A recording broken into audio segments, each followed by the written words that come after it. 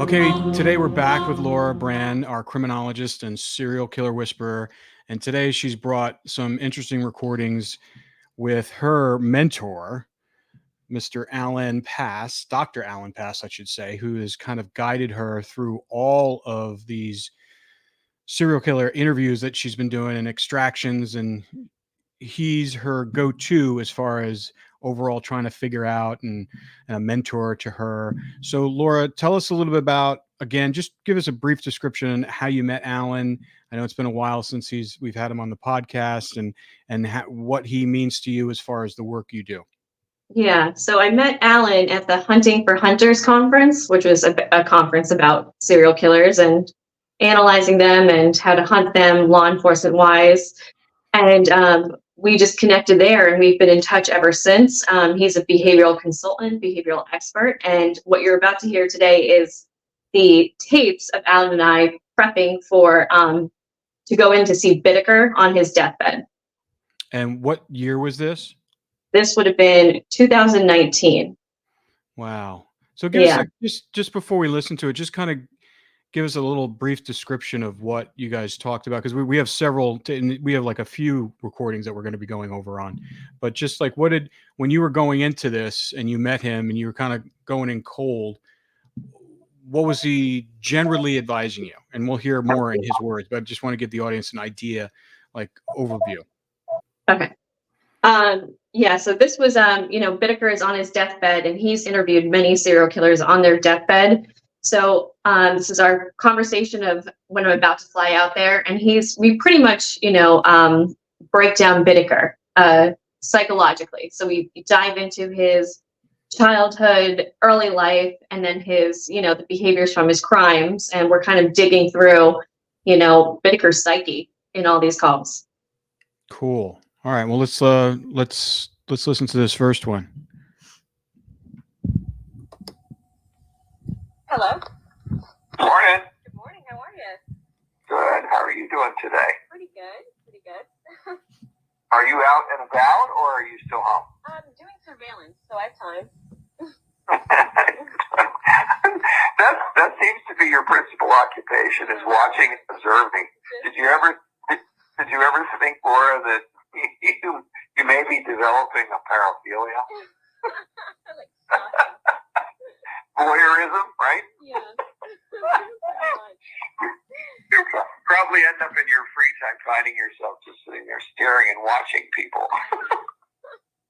That's what I do. I'm like a professional people watcher. That's all I do. That's right. Oh, that's too funny. Thanks for sending the information, by the way. And tell me about your. You were a co-presenter then, I guess, at the Boston University.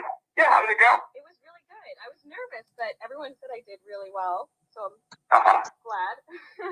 Yeah. Now that's not the first time that you presented, right? No, that was my first time. Oh, really? Oh, wow. How about that? Well, congratulations. How nice is that?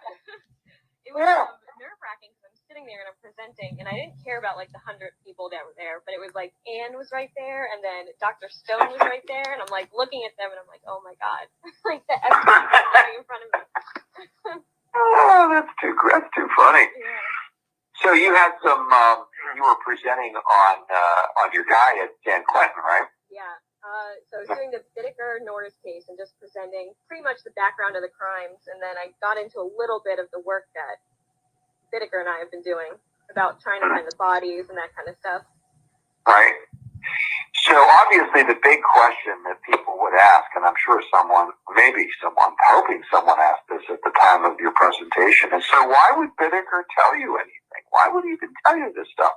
And I remember asking you that question, and you gave me an answer that and I remember it well, but I'm curious, did anyone ask you the question about why would Bittaker talk with you about these things and about providing you with information about where bodies are? What's funny is right before I got up to present, Dr. Stone and that guy, Gary, who's been working with him, they presented and they talked about Bittaker in their presentation. And it was funny because Stone goes, I've talked to Bittaker, we've corresponded, and he will not open up about the crimes.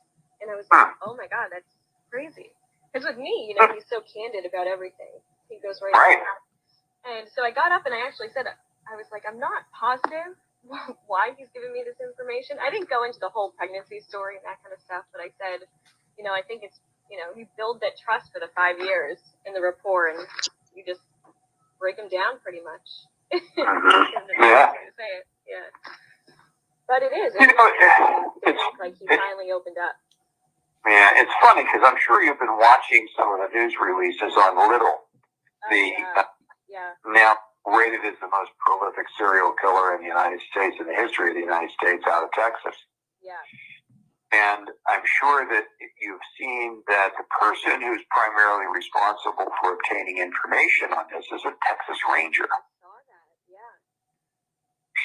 So you got to ask the question now: what do these folks? Why do these folks give up information to certain people and they won't give it up to others?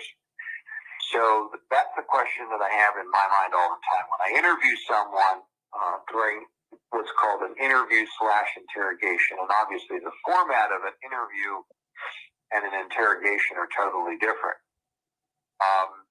Interrogations are driven specifically by fact-finding associated with culpability.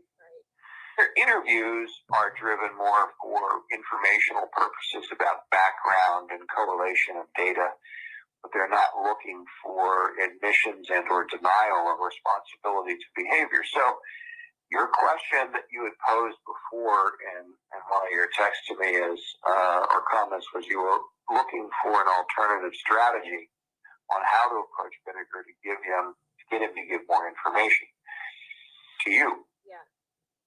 So, I think about this all the time, and I think about what is it about certain approaches that get people to open up and other approaches don't? And I really do believe that the foundation of opening the door for collection of information in what feels like an interview but really is an interrogation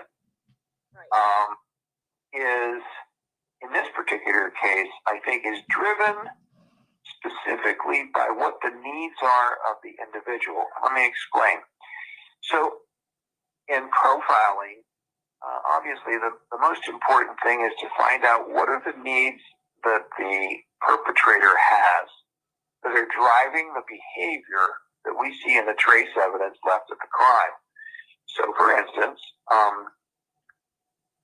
this is predicated upon the belief that any and all serial killers have lots of choices on how they terminate a victim.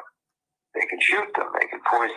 It was strangulation, but it was, there was a lot of torture, and he put the ice pick through the victim's ears. That's what he's known for. But, really it was strangulation was the main one he used for, I think, almost all the victims. I think except for Andrea.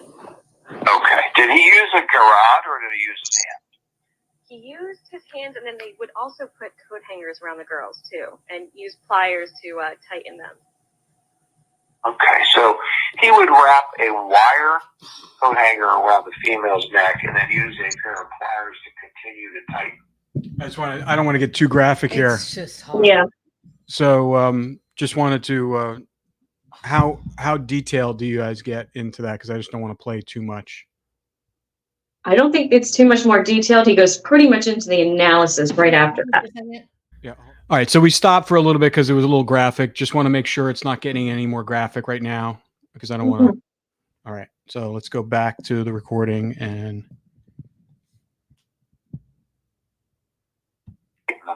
Yeah. Wow. Okay. So that tells me that and the other strangulations he did by hand as well. Yeah, he would actually, how he would do it was he would stand and then he would switch over to the coat hanger. Probably once they lost consciousness. Yeah. Do you know whether or not the strangulations occurred from the front or from the rear of the victim? The front, I believe. Yeah. Okay, so he was looking at the victims while he was strangling them. Okay. There was sexual assaults involved? Yeah. And did those occur, do you know, if the sexual assaults occurred before the victim was dead or after or both? They all occurred before, but, in an interview, he did say to me, like, he did fondle the victims after death. He like dropped that little hint of not saying necrophilia, but he was like, yeah, I did fondle them once they were dead. Okay. All right. So now I'm getting a little bit of a picture of what's motivating the guy. So you know a lot about his background, right? Yeah. All right. Now, the total number of victims that he has disclosed to you currently are, what was it, 5, I think, or 3? 5. Okay, it was 5. All females. Age range? All teenagers. All teenagers. Interesting. Similarities at all between the victims? Some blonde hair, blue eyes, but there were a couple brunettes. But he always said they were targeting for like the blonde hair, blue eyes. Just like yeah. Okay. So now let's talk about the critical relationship of his family of origin. Was he adopted or was he raised by his biological parents? He was adopted by family members. So a distant aunt and uncle actually adopted him and raised him. From birth? I think he was like 2 when he was adopted. Do we have any diagnostic workups when he was a young person that were authored before he was obviously arrested and convicted? Yes, I have some psych reports from when he was a teenager. And what was it? He has passive-aggressive personality they put down for him. Okay. Yeah, passive-aggressive. And that means he's very frustrated with life. Okay, and that's fitting in with what I'm hearing about his adoption issues. Go ahead. Yeah. And then there was a lot of talk about the adoption from the 2 adoptive parents. It was weird. They were overprotective yet neglectful in court, which I thought was weird. But he always says they were very neglectful. And they treated him like a tenant and not really, a son. Right. So he never really felt loved and accepted by his adoptive family. No. And did he express any, during the course of your interviews, did he ever express his resentment for his mother giving him up at such a young age? Yeah, he does. He does talk about it. Well, there was a report, the mother ended up going to New Mexico, getting remarried. She had 2 more girls, divorced that guy, got remarried again, had 2 more sons. So she kept 4 of the children. And I had said to Bittaker, you probably had a better life not being with your mother, because the report from the daughter was it was a very hard life. The mother was always drinking and out and never around. And he got really upset and he said, well, I would have been with my mother. So there's definitely something there with him wanting to be with the mother. Yeah, so it's long-term resentment about being the throwaway child, and he was the throwaway. Okay. His mother was a blonde, I assume? I asked him that if his mother was blonde. He said no. I've seen one picture of her. He said she was very pretty, but not blonde. The blonde, he says, comes from his first girlfriend. His first real girlfriend was blonde hair, blue eyes. Who dumped him? Yes. Okay. And that would have been when he himself was around his mid to late teens? Yes. Do we know whether or not his girlfriend had gotten pregnant and then got him? What do you want to say? Well, I think that part was what I was going to ask, was that since it was his teenage years, right? Mm-hmm. When you were, because to me, after all the stuff that you've told us and we've learned about Bittaker and read and listened to, it just sounded to me like he got stuck as a teenager. He did. His EQ is stunted there, as well as Nora's. So what was that inciting incident as a teenager? Do you know? I don't know if I could pinpoint an exact placement. It could be this rejection. It can be something as simple as a rejection, a heartbreak that can, stunt somebody's EQ. It could be a really traumatic experience that neither one has ever spoken about. That could have also stunted it. There's a lot of different things that can stunt a person's EQ and get it stuck, especially in the teenage years. Was he? I can't remember. You said, was he bullied? Wasn't really bullied. He was a loner. The only thing he has really reported to me that was somewhat traumatic is the rejection from this girlfriend. Do you think that because the rejection from his mother, that rejection from his girlfriend triggered that wound? I was just going to say it could have definitely intensified it. Yeah. Not that I have empathy for this person. I just want to make that very clear, because I do not have any empathy for Laurence Bittaker. I think he's a He's a monster. Monster. Right. And what he did to these victims is No, we're just looking at his behavioral psychology right now. And yes, I think it would definitely have triggered any type of, the past rejection with his mother. It would have intensified much more than it would have done so with a regular person, experiencing their first rejection, their first heartbreak. This would have been, huge for somebody who's had that past wounding, and it could have triggered that, to kind of stem back up, and this could have stunted his emotional intelligence. I can't say so for sure. I'm just, speculating, knowing what happened with his mother, this girlfriend, the victims being the same age, the blonde hair, blue eyes. It does all add up. Did his mother have blonde hair, blue eyes? No, she was very pretty, but she was like a light brunette from the photo I've seen from her.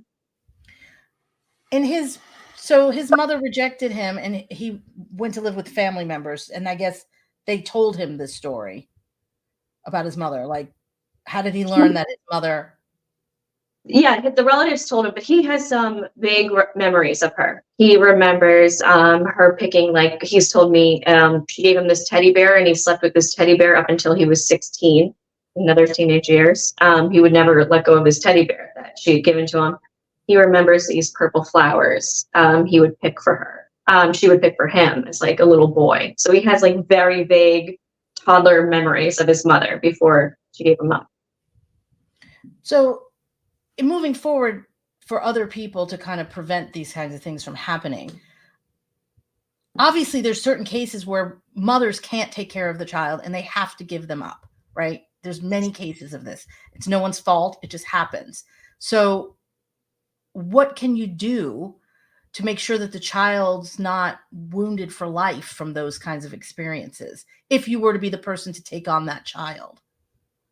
I think especially back then, that was in the 1940s. I don't think anybody was like checking in, with him or his Irish twin brother, and to see if they were okay. Even when he's, in juvie and he's getting all these psyche valves done, there wasn't really a check in with the child. I think now, with the school shootings, what we have going on currently, I think there's a lot more check in with the children. We're not nowhere near where we need to be, with mental health with children at all. I'm just saying, I think those check-in points of, finding somebody the child is very comfortable with, doesn't even have to be, somebody in psychology. It could just be, somebody from a Boys and Girls Club. It could be a teacher, anybody the child feels safe with, just to do those check-ins and, make sure that the child's feeling okay. They feel safe. They don't feel neglected. Are they being abused? Those check-ins can change a child's life in the course of their life, which we're seeing right here, unfortunately. Yeah. I mean, back in the 40s, I mean, even when I was growing up, in the 70s and 80s, kids were seen and not heard. Yeah. Right. That's what they were taught. You weren't allowed to talk. Yeah. In the 80s. I mean, even in the 80s. I mean, Yeah. we weren't, you don't question your parents, No, they didn't really get into too much of your psyche back then, unless you had some really violent issues. Right. It's just like, if you're like with Bittaker, he wasn't really doing anything huge when he was a young kid or early teenager, correct? To make him noticeably. He almost killed somebody at 12. Oh yeah. So yeah. So there is warning signs. Big warning. Yeah, there were. Yeah. Interesting. All right, let's see what else Allan has to say.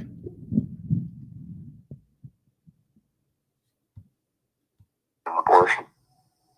I've never asked him that. I don't think so.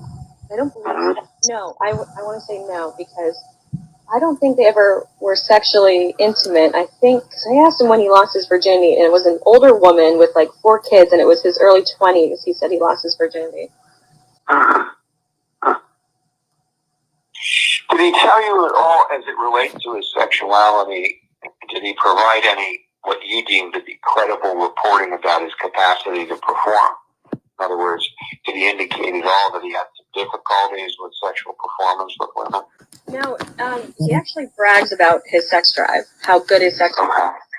Okay, and he makes a point of that. Yeah. Okay, so in a big, broad view perspective, we have a guy who very early memory recollections of being a throwaway child by his biological parent without resolution. So he never resolved this. Yeah. And with his adoptive parents, his adopted family, which are biologically related back to mom, he wasn't real happy with them either because he felt as though they were neglectful and treated him emotionally in a distant way. So he had difficulties with connectivity, emotional connectivity. I'm assuming also then that during the course of your interviews with him, even though he talked about his sexual prowess and his ability for sexual performance, that his ability to connect on a meaningful emotional level, he had some difficulties with that going forward after his first girlfriend. Yeah. Okay. So that relates back to his long-term feelings of being a throwaway child and abandoned by a significant relationship.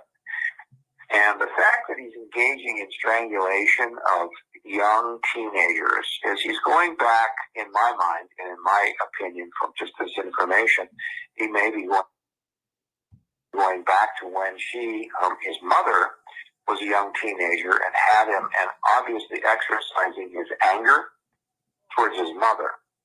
And the reason for the strangulation is obviously making sure that the death is slow and painful. And doing it in the front of the victims means that he can watch them at the same time. So his victims are a cross between his anger, his repressed anger for his mother and her abandonment of him as she is a teenager, and then also the rejection that he felt from his first meaningful relationship with his girlfriend, who was a blonde teenager who dumped him. So that's the reason for the sex. So he's not really having sex with his mother. He's having sex with his first significant relationship in a torturous way, in an angry way, not in a loving or affectionate way, obviously. So he's getting even with her. So he's getting even with two female figures at the same time. He's getting even with his mother, and he's getting even with his girlfriend who abandoned him as well. I want to stop right there because we've talked a lot about this on other, like when we did Gary Ridgway, he had a very screwed up relationship with his mother, even though he wasn't abandoned, but he had a weird, strong sexual connection to his mother. I guess his mom dressed provocatively when he was younger. So I find it really interesting how Allan kind of deduces based upon what you're telling him and what he knows as being a scholar on this subject and how he breaks it down. Tell us a little bit about what your thoughts are about that, about the mother relationship. Yeah, and he's right on point when it comes to this. And this is something you're going to hear or see if we start analyzing more and more serial killers. That mother relationship is going to come into play time and time again, like you just said. I remember, working with Ridgway, the mother relationship. You see it come into every play. It's the most primal, relationship a child has, and especially with a little boy, that's their first female that they're encountering, and it can set up them for the rest of their life. And you're always going to see if there's a breakdown there with the mother relationship. There's usually a breakdown with the females later in their life. And usually with their interpersonal relationships, you'll start seeing it in their teenage years and young, early adult life as well. Usually it's hard for them to keep interpersonal relationships, romantic ones especially. There might be domestic violence, stuff like that. You're going to start to see pretty early, probably early 20s is when you're really going to start to see it. Is there any kind of serial killers that kind of in the inverse of that they've had like screwed up relationships with their father and that happened, or is it the female serial killers who've had screwed up relationships with their fathers? No, what's interesting is I've had ones with breakdowns with the fathers, and ironically, what I've noticed is their victims are males or a mix of male and female when there's a breakdown with the father. Yeah. So the parental guidance in the nurturing at an early age into adolescence, is it a time where it's more prevalent? I mean, could they, let's just say they had a bad relationship with their mother when they were before puberty. Does it happen? Like, is there a certain point in their childhood that it really kind of kicks in?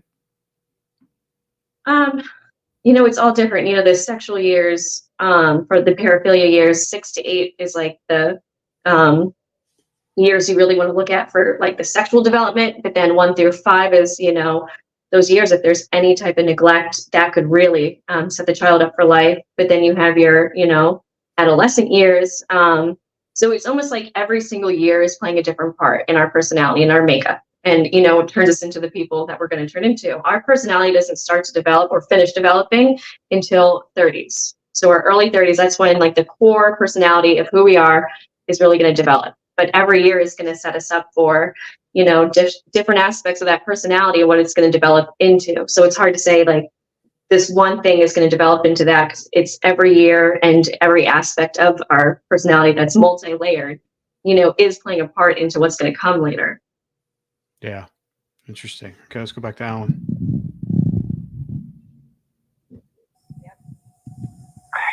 All right, so things are starting to set. So we need all this information to know that, because he's satisfying the needs. When he commits these events, he's exercising those psychological needs that he has, secondary to what he's bringing forward from his history. So how do we use those now to get him to talk more openly about where these bodies are? Well, first of all, quite frankly, when he has committed these other murders of other girls, he has done so with the same concept. My opinion is he's done so with the same concept that he's done with the others, because there's a consistent pattern here. So what we want to encourage him to talk about where the victims are, what you would want to do is play into what his needs were at the time that he was committing the offense.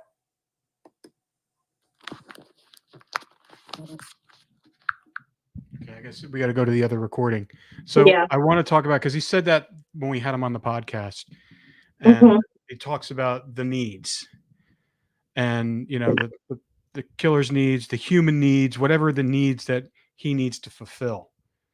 So let's talk a little bit about that, and what have you learned from him giving you that guidance as far as extracting information from these serial killers, as far as the needs. It seems to be like a base level thing that they all kind of, it's like a gateway.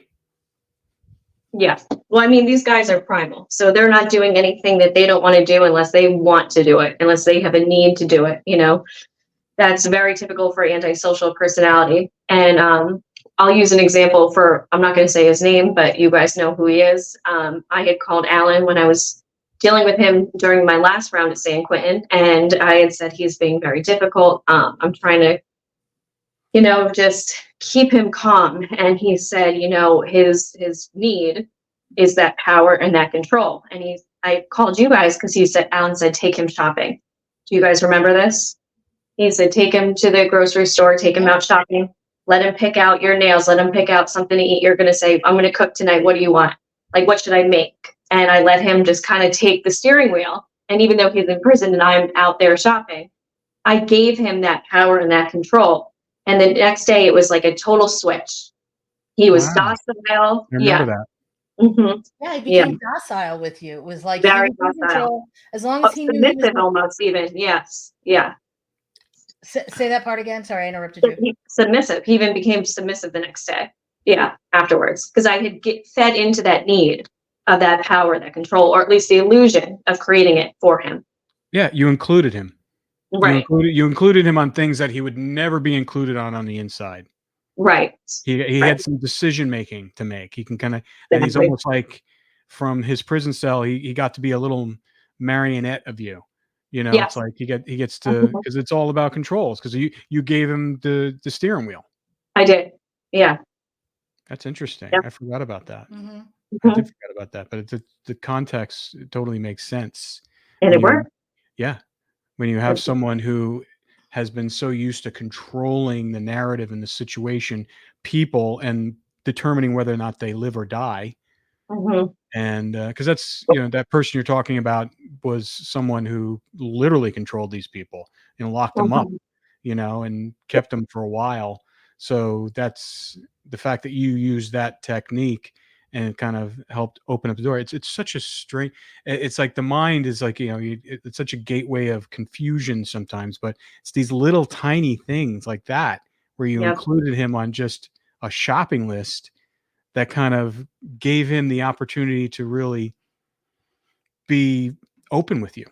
Yeah, because you got to think, especially in prison, I mean, they're in an environment where they have absolutely no control. So this is a person who you said, they had captives. They made every decision for them every single day of their lives. And they went from that to an environment where they have no control, where now they're the captive.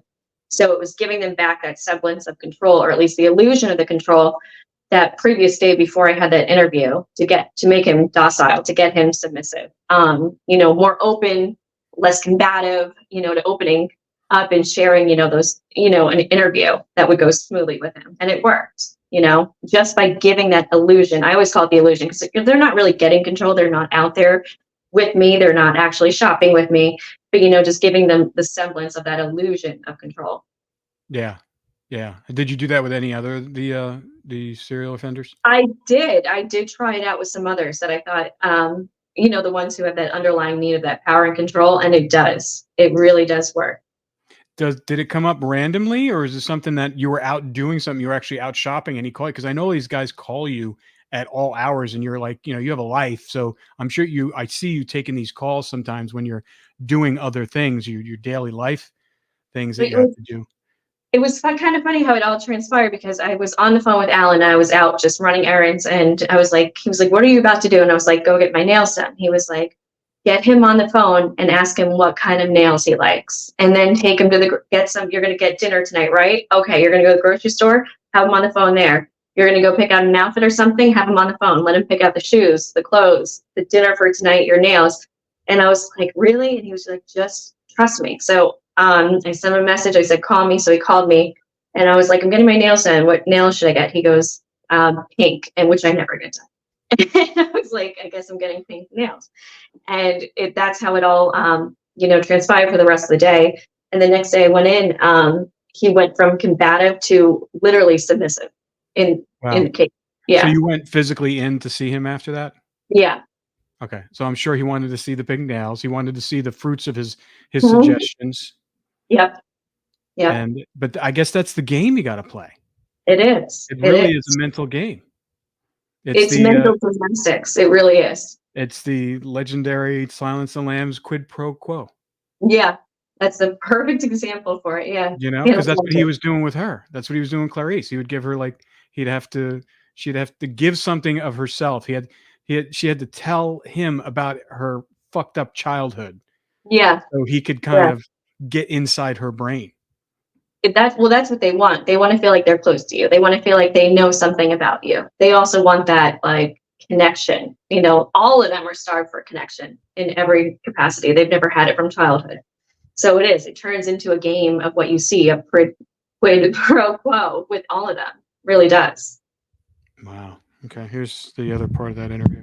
I know on the Ledford tape when he audio recorded, the transcript, you can hear him saying, tell me you like it. Tell me, he has that script going with the victims that we heard from the audio tape. Right. I'm trying to think if he ever, hinted that towards me. He did say, he says multiple times, I said, why don't you blindfold them, or why don't you wear a mask, why did you have to kill them? And he goes, it wouldn't have been the same fantasy. It would have ruined the fantasy. I wanted them talking back with me. I wanted them interacting, and I wanted that. He wanted the script exactly played out. Yeah. That's exactly right. And it would have minimized his satisfaction if they wouldn't have been able to talk, and it would have minimized his deep-seated psychological needs if they weren't able to see him. It's very indicative to a lot of the other things that we know. I mean, Ridgway did the same thing. So does he talk about Bittaker's deathbed stuff here? I'm trying to remember what's right after that part. How much tape is left in that one? This is this is only a 5-minute one, and we're only a minute 37 into it. Go to minute 3. A what? Probably towards the end. Yeah. Fast forward to the 3-minute mark. Do again, as I said before, is connect those very sadistic needs of shaming, humiliating, and ultimately showing who's in control to the victims to get him to talk about where these victims are and how he killed them. the easiest way, if you go at him from the front end and say, just tell me where you put the other bodies, that's not going to work. Yeah. It won't work. What will work, I really do believe this, my confidence level is very, very high about this. What will work with this guy is to get him to talk about the details. Pick one, whatever, number 6, number 7, whatever it is. Pick one that he's willing to talk about, and then get him to go into the details of what he did with her in graphic form, the whole time remembering in the back of your head, what we want to do here is we want him to exacerbate his anger, his frustration, and his ability to feel omnipotent and ultimately of control over life and death. And the fact that this victim deserved everything she got. And that's essentially the message you want to convey to them. Yeah. And that will light him up like a fuse on a stick of dynamite. You're going to see, my prediction is you will see some emotional transitioning that will just astound you. Really? Because this man's going to come alive using this approach. All right, so let's kind of unpack what he just said there. So tell us, I mean, from what I'm hearing is that he wants you to go in there and really kind of get the gory details on what he did, and like graphic details, and describe what he was doing, what he was feeling, what he was doing. And so it will trigger some sort of, like, he's almost like you're allowing him to brag about what he did. Pretty much, essentially, yeah. And, If you and notice, make him, and he feels safe bragging to you about that. Does that open up another door to where a trust level? Because if he can tell you everything he did and how he was feeling it, and allow him just unfettered explanation of his brutal crime, and you just sitting there listening to her, not reacting or just taking it all in, does that mean that I have someone here that understands me and I feel safe? Maybe I'll tell her something else. yeah. And that's exactly what happens, is if you can sit there and just no emotion and just be that safe place for them to even feel comfortable enough, whether they want to brag, whether they want to boast, whether they want to laugh about it. If you're able to be that safe space, and I mean, that's an incredible level. It takes years to even get to that place where they would even feel comfortable enough to do that with you. Yeah, they'll just keep going. It's like a wind-up doll that just keeps going and going and going, and they'll just feel safe enough to keep going. With Bittaker, though, one of the things I don't think we got really into is we both noticed, Allan and I, how detail-oriented Bittaker was. When he gets descriptive, he gets very detail-oriented. He harps on details. He wrote, lists out about everything that Bittaker got. I mean, Norris got wrong in the trial, everything he misstated. So Bittaker is very detail oriented in the way he speaks and the way he looks at things. So that was another thing that Allan and I were talking about and looking at is, how detail oriented Bittaker is and how that could be a way to open him up as well. Did you think, did Allan ever talk about the fact that because you're a female, because you kind of look like his potential victim, that, that you would have the best chance at doing this, as opposed to see if Allan went in and did all that work? Because I think that's a big part of it, don't you? Absolutely. I don't. Only because, and this is what I say to everybody, Bittaker knew what I looked like from day one in 2014. And remember, he said, don't come visit me, don't come see me. My looks had nothing to do with it. It was just my persistence that finally broke him down and got me in there with him. So my looks did not get me through that door with him. No, what I'm saying is, right. Yeah. That didn't get you into the door. But when you were there and you were using these tactics, do you think a man with the same kind of pedigree that you have going in there would have been able to untap that? I think somebody who's skilled enough like Allan, for sure. I do think, however, most of the inmates, and I think just men in general, would respond better to a female. This is actually a study that we've actually talked about doing, is sending male versus female in there, only because women are more empathetic in nature.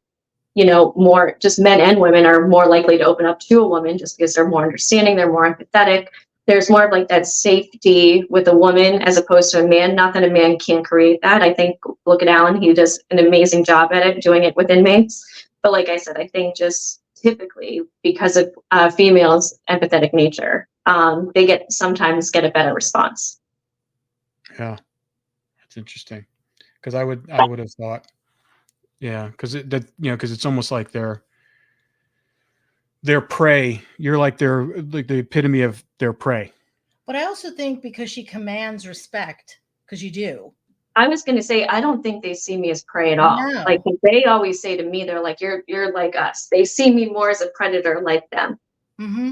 Mm-hmm. That's what I'm saying. They see you. Yeah. You command respect with them. They Yeah. respect you. And that's what people need to understand, that independent of how Laura looks and she's attractive and she looks like they're victims, they do respond to her. I think because she's been able to connect with them with this tactical empathy that she uses, where it's like, it's empathetic, but she's really doing it for a reason. It's not real like empathy. So you got to understand too, like when I walk into San Quentin's death row too, like I'm not like going in like a timid little prey. What I do is I walk over, suited up, the heels that make me, almost 6 feet tall. And I circle the cages and I circle them at least once or twice and looking, dead in the eye of every offender. That's just like when I first go in, I do it every single time. So I don't think I could see that being the predator prey thing, but I don't think that is with me. They're more looking at this as like a predator type of deal. I didn't mean that you specifically are prey, but you represent you symbolize something that they've preyed on before. Preyed upon before, right. That's what I'm saying, because you look the part. When you describe Bittaker's, victims, you look at them. They're they're young ingenues. They're small, they're pretty, and they're innocent looking. Yeah. I think most people seeing you walking down the street wouldn't, like, if you told them what you did, they'd probably laugh at you. Oh, they do. Yeah. Most people are like, there's no way there's no way you talk to serial killers. Yeah. Exactly. Or not only just talk to them, that you confront them and you're sitting inches away from them. Right. Because anybody can get on the phone and talk to a serial killer, but you actually get in a cage, locked in a cage with them on, thousands of hours, and it's locked in the cage. Yeah. In the cage, Yeah, it's true. Even Clarice wasn't locked in the cage with Hannibal Lecter. She had bars between her. Had those bars. I know. I didn't want to go. I was like, I'm not going. Yeah, she didn't go. Yeah. Right, they wouldn't give me the glass when I asked for it. Yeah, exactly. Mm-hmm. He is going to come so much alive, Laura, because you are now tapping into his world, the way in which he sees his world of what these girls, what they really needed. And they needed to have this stuff done to them. And once you get his emotionalism peaking up around that level, you'll be able to pick it up real quick. Don't be surprised. His breathing is going to change. His eyes are going to get dilated pupils. He's going to start taking in everything in his environment. The only thing that I would have every concern with is, are you in a position when you do these interviews to be safe? I cut it there for a reason. Yeah. Okay, so you're just some methods there you didn't want recorded? No, I just didn't want to whistle blow. Right. Oh, got it. Yeah. Got it. All right. So there's one more here. It's a short one. And playing into his needs of being magical and all-powerful, which is what he had conveyed to me during the conversations that all preceded this, he talked about his dream. And in his dream, he saw all the details about how the murder was committed. And of course, we had the district attorney sitting there at the time. And he's talking about someone that he's another killer. Yeah, he was talking about, I think there was another tape. He's talking about how he got an offender to pretty much spill every detail by saying, why don't you go home, think about it, if you have a dream about it. And the next day, the offender was putty in his hands, talking about the dream with all the details of exactly how the murder occurred. Okay, so he's using a parallel experience that he had to describe. Okay. Videotaping the interview. And it was at that time that he started answering very specific questions about information that only the killer could know because he saw it in his dream. Well, obviously, we know he didn't see it in his dream. So he could not connect the reality that what he was giving up was information that only the perpetrator could know. And that's when the district attorney said, well, you're under arrest for the murder of Betty Shea.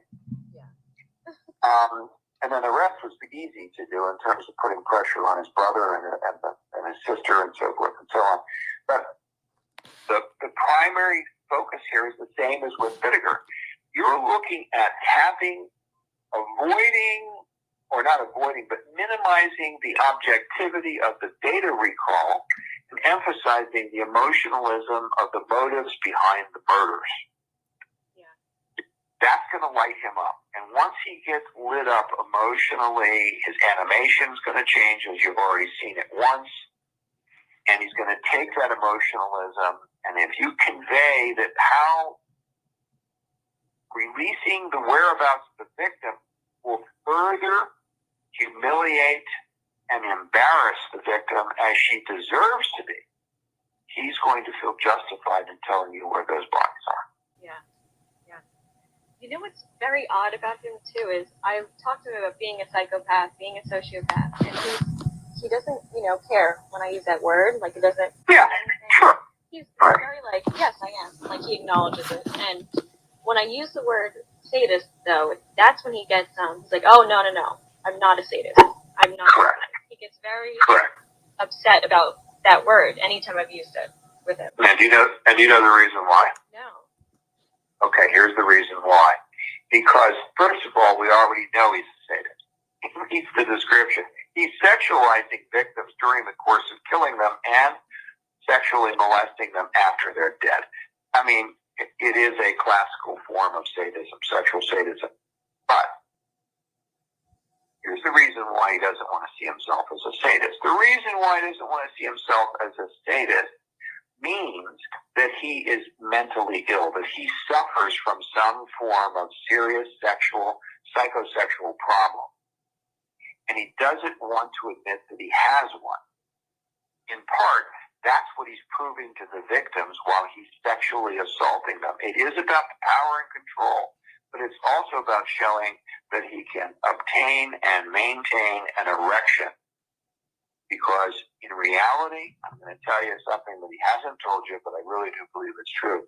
This guy has had sexual dysfunction problems in normalized relationships, whatever they were. Like for his girlfriend, I am sure that he had problems with sexual performance issues. And with females, and I'm singing to the choir, women can hide very easily during a sex act that they're not sexually aroused. Why? Because there's no physiological hallmarks. Right. For the man, if he's not sexually aroused, a blind woman is going to know it. Yeah. So we as men can't camouflage. Women can camouflage the fact they're not sexually aroused as completely as they normally would be under normal circumstances. So when men are attempting to perform sexually and can't, it is a humiliating experience for most men. One that's not pleasant at all, and one that goes back to and ties into their primal orientation and identification of them as a male. And it usually triggers, if they're not well integrated and well balanced, when the male is impotent and can't perform, instead of examining what's going on in me that's causing the impotence and causing the inability to perform, they blame the woman, which further triggers the reason for why they need to punish them for their inability to sexually perform. That makes so much sense too. You know what's strange too is the last time I went to San Quentin, it was we had a great interview because he got it was emotional. Like, he was very actually emotional during everything, and it was like it's so weird because it was like he started just saying stuff, like throwing it like almost like a baseball just at me. And he was what did he say? This was so weird. He said to me, he goes, because he had a lot of sexual encounters with men as well. And I always said to him, I go, what, are you bisexual? Are you? What were you going to say? I was going to ask that question. Let her finish. Okay. secretly gay? And he was just like, no. And he said, you know, I've always just wanted to be loved and I wanted to be liked. And he goes, and I would do that even with a male if that's what it meant, you know. Right. Well, what does that feed into? That feeds into his history of feeling rejected and a throwaway child. Yeah. Yeah. That's also, Laura, that's also the reason why there was a co-defendant involved. Yeah. Co-defendant wasn't just a happenstance co-defendant who participated in somehow in various ways in these commission of these murders. The co-defendant was there because of the sexual component of his inability to perform with women. Right. And I have no doubt that with his co-defendant, there was at some point in time some sexual exchange. Interesting. So he's basically saying that, I mean, unpack that for me because I'm not sure I'm going to explain it right. There's a lot to unpack there. Yeah. Well, he's pretty much saying, you know, this is him being a throwaway child. This goes into why he might have crossed, you know, gender lines with sexual acts, and the reason why he had a co-defendant. You know, there's somebody always to validate him, which is the underlying need that he is searching for. Is that underlying need to be liked, that underlying need of validation from another human being. In a nutshell, yeah. Because what I took a little bit away from that is that he had Norris there just in case he couldn't perform sexually. That's what Dr. Pass was saying. As like a backup. I don't know if And he would get, and maybe that would get him aroused watching Norris sexually assault the victim. I think they both got sexually aroused watching each other assault the victim. I think, yeah. Yeah. Yeah. Anyway, I think it's really interesting what Dr. Pass has to say about why he does the things that he does, the primal, and also basically his wiring. It just sounds to me like his wiring was wrong. Yeah. I mean, his description about him not being wanted to be called a sadist, and it taps in, then that means that he'd have to admit that he has something mentally wrong with him. Because it's a narcissistic point, correct? Like he's a narcissist. So he doesn't want to believe that as a narcissist, I would never be a sadist, but he is a sadist. Yeah. Right. It's like, so he's a narcissistic sadist. Fantastic. Exactly. But the fact that how screwed up his mind is, he needs that in order to kind of get through the day, saying, well, you know, oh yeah, that guy's worse than me. You know, he probably walks around death row and he goes, oh, that guy's creepy. You know, I mean, they all do that in some weird way. They all like look at each other and think that they're somehow better than one another. Yeah, you know, in the weirdest way. Yeah. Yeah. I mean, that was interesting because you've talked about that before, how they would be in these little cliques and how they would look down upon other killers as if they weren't on the same level or they were worse than them. Like, oh, I didn't do what they did. We did this, but we didn't do that. That's really bad, which I think is really interesting too. Yeah. We're the smart intellectual serial killers. That guy's just a dumb monster. Right. You know, he's just an animal. We're not animals. You know. Yeah. Even though he's hanging out with Douglas Clark talking about Tony Burns. Don't insult. I know. It's crazy. It's bizarre. Well, I think we need to get Dr. Pass on again. Yeah. I think, you know, because it's fascinating. I mean, you know, because obviously he's got years and years of experience. That you're so lucky to have someone like a mentor like that who can help you guide through it. I mean, because it's like sit there and it's like, right, he's been through it, and it's like the way he describes it, and it's so clear, and it just goes down to like basic human qualities that you have to kind of that you have to check off in order to get them to open up. And it's just like it's pretty fascinating, and it's just it literally is, you know, the definition of mind hunting. You know, it's like, you know, and it's like, and I think it's fascinating. I think audiences and listeners are fascinated. I mean, they're coming out with another season of Mindhunter. I'm really curious on what they're going to be doing on this route. You know, as far as I think they came all the way up until the 70s for the first incarnations, but I'm curious to see where they take it next. And I mean, you're doing it on a daily basis, this mine hunting. And Yeah. How does it feel like when you see, did you obviously saw the series, correct? Yeah. Yeah. What did you think about it based upon all the stuff that you know? It's funny because I probably watch it so different from everybody else in the world. Is I'm watching it is trying to see, the difference from how they were then versus now, of how far they've come, if they haven't progressed at all. So I'm kind of like looking at, because all the notes of these serial killers were from the 70s, of how they were in the 70s when they were interviewed. So I'm now reaching them 40 years later. So it's interesting to see how they were back then versus now, how different they are with me versus them, when they first went in back then. All right, I'm sure you've been tracking this one, and everyone's saying, they all say, well, there's not as many serial killers now, and I think you disagree with that. I think right now there's in Austin, Texas, at Ladyburg Lake, they're finding bodies a lot. We were there. We were there like a year ago, and it actually is. I think it's up to 20 victims now in the Ladyburg Lake area, which we were actually supposed to go dive in for our show, and they, and I think just fortunate we didn't get a permit or something like that for that. It was like the last minute we decided not to do it, and gratefully so, because the last thing our guy wanted to see was that. Exactly. But yeah, it's happening. They're out there. Oh yeah, one of my girlfriends, she works forensics. She posted a meme or something she made or something, and it said, serial killers going extinct, and then posted these 4 were caught last week, and posted 4 that were around the country that were just caught. Yeah. It's terrifying. So they're everywhere. Yeah.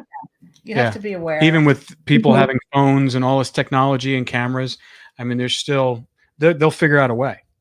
Right. I mean, look how long it took to catch Long Island serial killer. I mean, he was active for over 20 years. Easy. And Gary Ridgway, 30 years. Yep. Yeah. Bittaker was fast, but a lot of them were not. Exactly. Well, they got careless. Yeah. That's what happens. They got careless. Mm-hmm. All right, Laura, this was fascinating as always. Yeah. Gut-wrenching, but fascinating. Yeah. I mean, a lot. Horrifying, but yes, fascinating. All right, so we're going to try, hopefully get Dr. Allan Pass on the talk, and also Dr. White. I think hearing all these scholars talk about this is fascinating, and kind of breaking down how these horrible individuals think. Don't know what we can do about it, because it's kind of like, what it's just awareness. Like if you're just aware, if there's signs when children Right. are suffering, or if they're suffering in silence, or if they're having behavioral issues. I mean, paying attention to the signs of children, I think, is the most important takeaway from this. Yeah. Well, and also paying attention to the adults, like people we've never met before, Right. and Who's might be around, around, personality traits, what they do, and that can be kind of a warning sign. All right. Thanks, Laura.